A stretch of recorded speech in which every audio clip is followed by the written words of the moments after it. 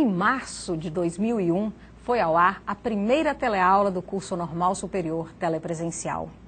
4.040 alunos distribuídos em 64 municípios acompanhavam a teleaula transmitida via satélite a partir de um estúdio montado aqui em Palmas. Nesses 9 anos, muitas mudanças ocorreram. E para falar um pouquinho sobre essa trajetória da educação à distância na Unitins, reunimos profissionais da área tecnológica e comunicação, responsáveis pela produção e por colocar a teleaula no ar.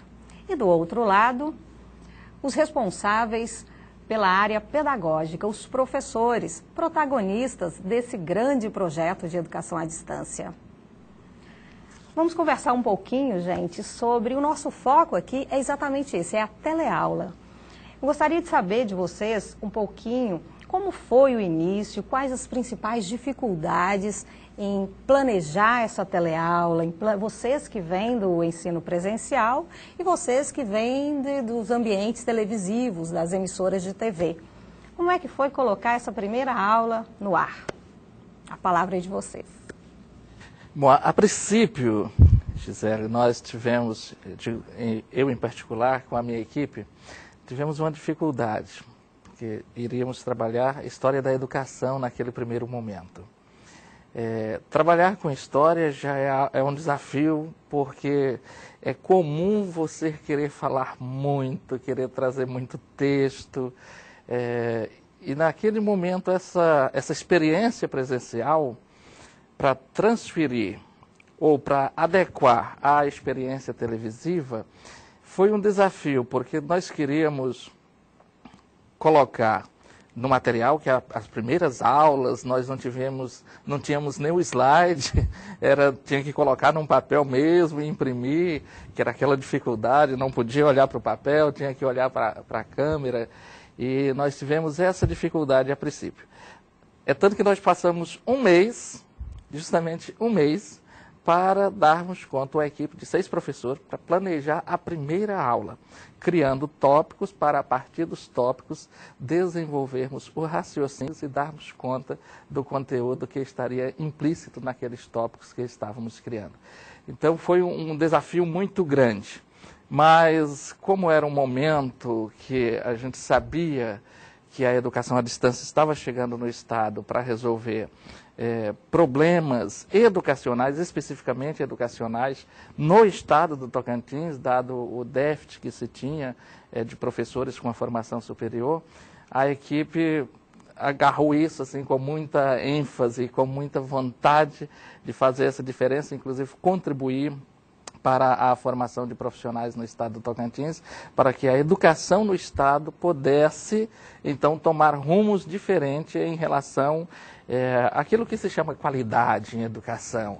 É um termo que eu não acho tão adequado, de qualidade em educação, mas, afinal de contas, naquele momento era essa a pretensão que se tinha, para que a educação saísse de números tão baixos em relação aos exames que estavam acontecendo e pudesse ter uma melhoria significativa. O que se sabia também que é algo que não acontece do dia para a noite, que é um processo, educação é processo, e tudo que envolve processo envolve transformações sociais, políticas, econômicas, culturais, mas até que enfim agora, nesses 9 anos, a gente já pode festejar melhorias significativas na formação dos professores.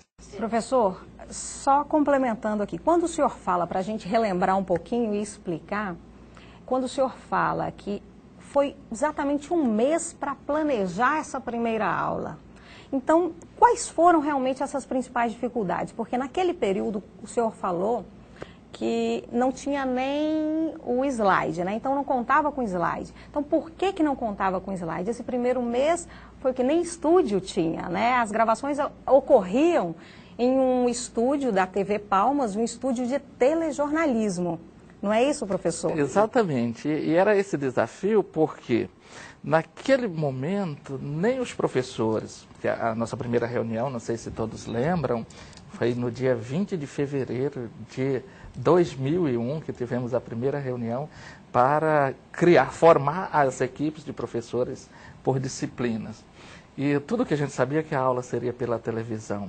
E nós nem sabíamos o que era educação à distância. Não sabíamos, não tínhamos... Nós fomos contratados para uma modalidade que nós não sabíamos do que se tratava. Não tinha esse referencial teórico do que era educação à distância. E a maioria não sabia nem ligar o computador. Eu mesmo não sabia nem ligar o computador. Nós não tínhamos o computador. Nós nem Na tínhamos verdade, o o Alcides disse que tínhamos uma dificuldade de transpor do presencial para a televisão.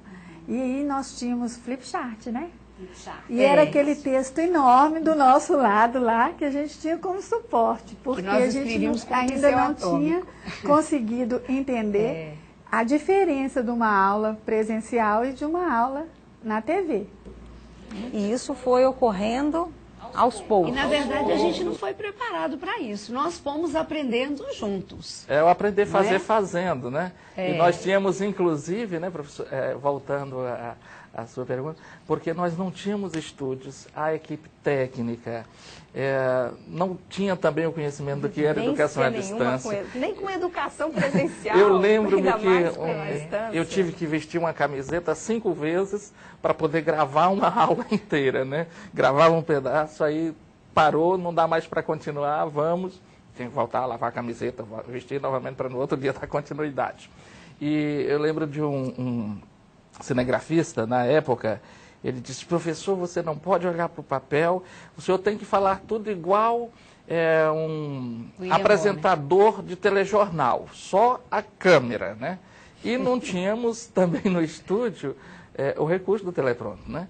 Então ficava aquela inquietação da equipe. Não tinha o slide, né? O slide, teleprompter, e não tinha o slide, né? Para a gente seguir. Então ficava uma coisa muito complicada, porque a equipe toda ficava inquieta. Como eu vou dar conta de memorizar? Porque aí passava aquele princípio da memorização, todos os tópicos da aula, para no momento da apresentação da aula, da gravação dessa aula, eu poder seguir essa sequência lógica.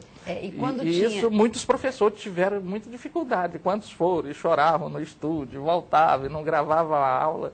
Foi um momento, assim, eu diria, turbulento, mas de experiências significativas. O estúdio não ficava disponível. Disponível o tempo todo, né? Porque era um horário que estava desocupado, de acordo com as atividades da emissora. Normalmente era à noite que nós gravávamos, né? A veiculação da segunda edição do jornal. Eu já saí de lá de madrugada, muitas vezes. Nós, da equipe de produção, eu particularmente senti uma dificuldade, porque os professores, eles dominavam o conteúdo, né? Eles dominavam o conhecimento da disciplina, mas eles não dominavam a técnica para se portar diante da câmera, né? Então, assim, as técnicas da televisão, eles não dominavam. Então, nós, profissionais da comunicação, que trabalhávamos principalmente por trás das câmeras, tínhamos a dificuldade de tentar dar mais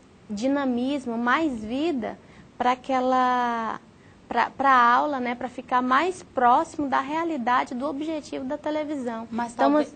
Sim, pode falar. Mas talvez estava confusa até a ideia que você tinha criado dessa interatividade para a educação à distância. Quando o professor falou que o câmera pediu para que ele se portasse como um apresentador, a gente vem trabalhando exatamente uma ideia diferente dessa, de estabelecer o diálogo com o aluno de uma maneira que seja mesmo bem interativo, corpo a corpo, como se o aluno estivesse ali. E seguindo essa dinâmica não ia alcançar esse objetivo, né?